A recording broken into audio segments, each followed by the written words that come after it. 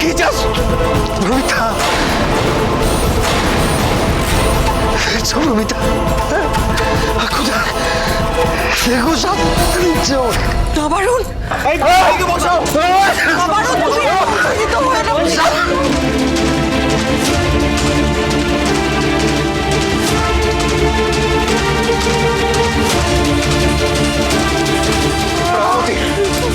রাঙামতি, তুমি বাবার অবস্থা দেখতে পাচ্ছ তো? প্লিজ তুমি আমাদের কথা শোনো, তুমি প্লিজ যেও না। তুমি দেখতে পাচ্ছ তো বাবার কি অবস্থা?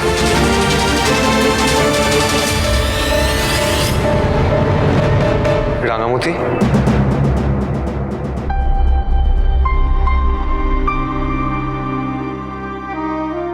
কিরে তুই এখনো এখানে দাঁড়িয়ে আছিস কেন রাঙা? একদম চিন্তা করবি না তুই, আমরা দুজনে মিলে তোর বড় বাবুকে ভালো করে বোঝাবো, বুঝেছিস? আসলে বাবা তোমাকে নিয়ে একটু টেনশন করছেন তো, তাই তোমার ভালোর জন্যই বিয়েটা দিতে চাইছেন। ভালো লেগেই যখন চাইছে তখন তোরা বাড়ান্টো করছিস কেন? কি বলছিস তুই? ঠিকই তো বলছি রে দিদিমণি, সত্যি তো। আমার বাপটোর কাছে তোদের অনেক ঋণ, সে লেগে তো বড়বাবু আমার বিয়া দিয়ে সেই ঋণটা শোধ করতে চাইছে, আমার একটু গতি করতে চাইছে। এতে তোরা মানা করছিস কেন রে? তোরা না করিস না। বড়বাবু যে সিদ্ধান্তটা নিয়েছে ওতে তোরা কোনো বাধা তো দিস না রে। তুই একটু কথা বলিস না। রাঙা রাঙা কি বলছে, কি বলছে অক্কু?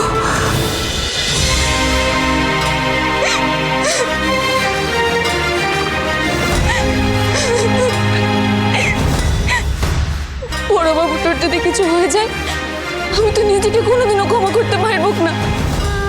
তোরা শুধু তোদের ঋণটাই দেখছিস, আমার ঋণটা তোরা কেউ দেখছিস না। আমারও যে তোদের কাছে অনেক অনেক বড় ঋণটা হয়ে আছে রে। তোরা না থাকলে আমি কোথায় যেতাম বলতো? এই কথাটা তোরা কেনে বুঝতে পারছিস না কেনে? আমি তোদের এই ঋণ শোধ করেই যাবো কে। বড়বাবুটা যদি চায় আমি বিয়ে করলেই ভালো হবে, তবে বিয়েটা করবো আমি।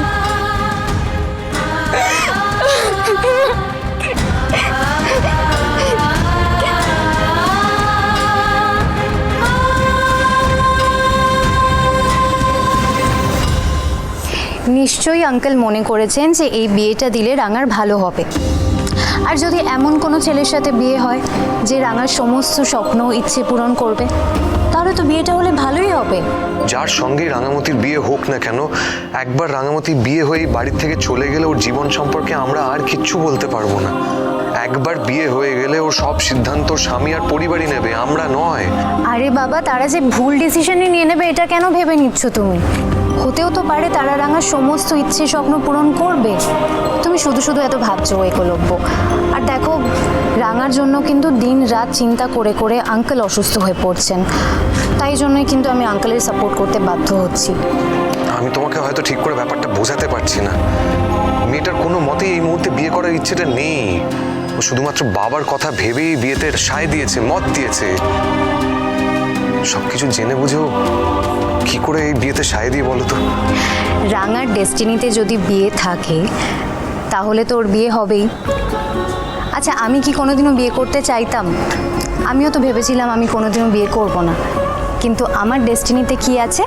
তোমার সঙ্গে বিয়ে। তাই এখন আমি জানি আমার কাজটা শেষ করে আমি ফিরলেই আমার তোমার সঙ্গে বিয়ে হয়ে যাবে। আর আমি সেই দিনটার জন্য ওয়েট করে আছি। রাঙার ডেস্টিনিতেও যদি এরকম কোনো দিন থাকে তাহলে সেই দিনটা ওর জীবনে আসবেই। তাতে তুমি, আমি বা অন্য কারুর কিচ্ছু করার নেই। বড়বাবুটা আমাকে একা আসতে দিবেক না বলে আবার তোকেও আমার সঙ্গে পাঠাইলো। তোর তো অডিশন নাকি আছে বলছিলিস না? তোর খুব অসুবিধাটা করলো বল? সে তো করলোই। আচ্ছা, আমাকে যখন বলেছিল তো আমাকেই পাঠাতো, তোমাকে পাঠানোর কি দরকার ছিল? আমি তো একাই নিয়ে যেতে পারতাম।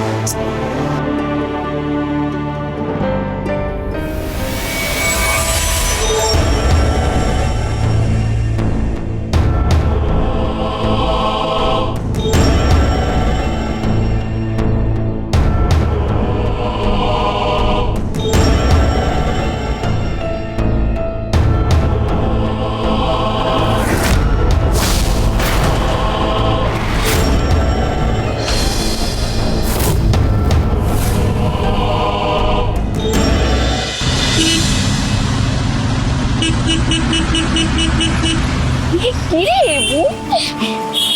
জোসনা? চুপ করে এখানে দাঁড়াবি, কোনো দুষ্টুমি করবে না, ঠিক আছে? তোরা ছুটাছুটিটা করিস না, ছুটাছুটি করিস না, ঝুম ঝুম এমন তো কেউ করে বাবা, ছুটাছুটি করো না, দেখছো না দিদি তোর অসুবিধা হচ্ছে। চুপ করে দাঁড়াতে বলেছিলাম আমি। দেখেছো রাঙা কিরকম দুষ্টুমি করছে? তুমি না থাকলে খুব বিপদ হতো, দেখেছো? রাস্তায় বেরিয়ে দুষ্টুমিটা করতে না, অ্যাক্সিডেন্ট হয়ে যাবে না? এই রাঙা, বলছি এ তোমাদের মতো কথা বলছে না, মানে তোমাদের ওই জঙ্গলের ওখানকার লোক মনে হচ্ছে না? আমার বাড়ি জঙ্গলের গ্রামেই বটে। আপনিও কি সেখান থেকেই আইছেন? আমিও জঙ্গলের গ্রামটা থেকেই এসেছি, আর এখানে ওই পশু বাড়িটাতে থাকি। আমি তো এখানে অনেক দিন ধরে আছি, পড়াশোনা তো এখানেই শিখেছি, ডিপ্লোমা ইঞ্জিনিয়ারিং তো করেছি, চাকরিটাও করছি এখানে। বাহ, খুব ভালো। চল তোরা।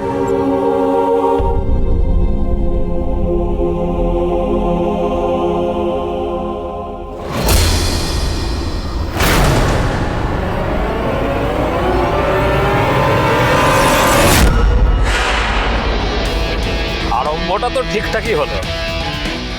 মেসমশাই শর্মা ঘটককে আজ বিকেলে ডাকিলা। দমের ব্যাপারটা তার কানে ঠিকঠাক ভালো করে তুলে দিতে পারলেই কেস পুরো ছানা পড়া। তারপরে রাঙারও সঙ্গে তোমারও বিবাহ ফটাফট ফিট করে যাবে।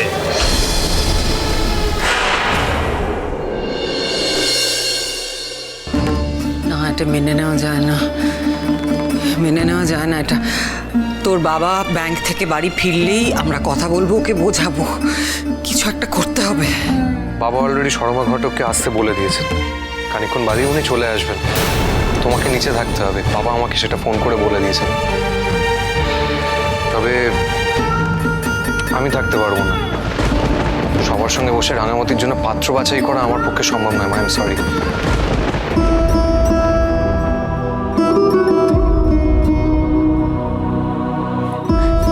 সকাল থেকে কিন্তু কিচ্ছুটি খাসনি টিচার দিদিমণি। আমার উপরে রাগ করে, খাবারটার উপরে রাগ করলে তো তোর শরীর খারাপ করবে। নে তাড়াতাড়ি করে কিছু খেয়ে নে। তোকে সেটা ভাবতে হবে না রাঙা, আমি তো বলেছি রাঙা আমি তোর সঙ্গে কথা বলতে চাই না। যখন আমি একবার বলেছি আমি খাবো না, তার মানে আমি খাবো না। এসব নিয়ে চলে যায় এখন এখান থেকে। খাবারটার উপরে রাগ করে কি লাভ হবে বলতো টিচার দিদিমণি? আর তোরা যদি এমন করে মনটা খারাপ করে থাকিস, তাহলে তো বড়বাবু আমার বিহা দিয়ে দিলে আমি এভাবেই ঘরটা ছেড়ে চলে যাব। তোরা আমাকে হাসি মুখে বিদায়টা দিবিক না? আমি যেই বাড়িটা ছেড়ে অন্যের সংসারটাই চলে যাব, কার মুখগুলান দেখে যাব বলতো? তোদের এই কালাপানা মুখগুলা দেখে গেলে কি আমার ভালো লাগবে? তুমি বল না টিচার দিদিমণি। আমার কথাটা শোন রাঙা, তোর বড় বাবু এখন ব্যাংক থেকে বাড়িতে ফিরবে, আমি আর আক্কু মিলে ওকে বোঝাবো, বুঝিয়ে বলবো যে এত তাড়াহুড়ো করে তোর বিয়ে দিতে হবে না, আমরা বোঝাবো সেটা। বুঝেছিস তুই? তুই এমন কেন করছিস তুই টিচার দিদিমণি? তুই যা চাস, বিহার পরে আমার বরটা যদি চায় তবে তো আমি সেটা করতে পারবো। বল, আমি তো তীরন্দাজটা হইতে পারবো।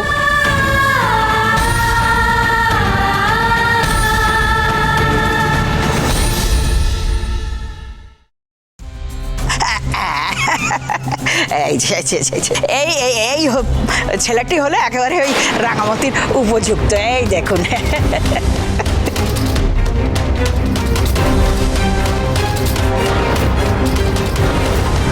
একে তো খুব চেনা চেনা লাগছে।